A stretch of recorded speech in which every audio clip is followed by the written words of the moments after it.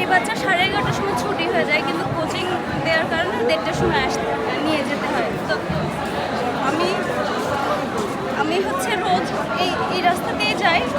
তো যাওয়ার টাইমে প্রতিদিন যত স্পিডে হাঁটি, কিন্তু এই জায়গায় এসে আমি একটু আস্তে হাঁটি, কারণ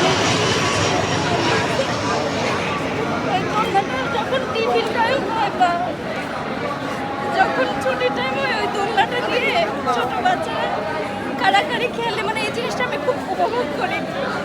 তো রোজ যেমন প্রতিদিন যেমন করি, গতকালকে আমি ওই দেরিটা করি নাই, কিন্তু ব্যাগ থেকে ফোনটা বের করে দেখলাম যে হচ্ছে 1:09 বাজে। দেখে আমি ব্যাগে ফোন নিয়ে ওই মাথায় মানে 1 মিনিটের ডিস্টেন্স, মানে 10-এ একদম আমি টাইমটা জানি, 10-এ এসে হচ্ছে আপনার ক্লাসটা করছে।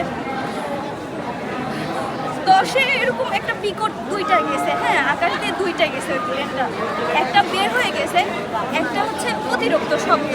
আপনারা একটু মোবাইলটা বন্ধ করেন, আমরা স্পেশালের কাজ করতেছি। অতিরিক্ত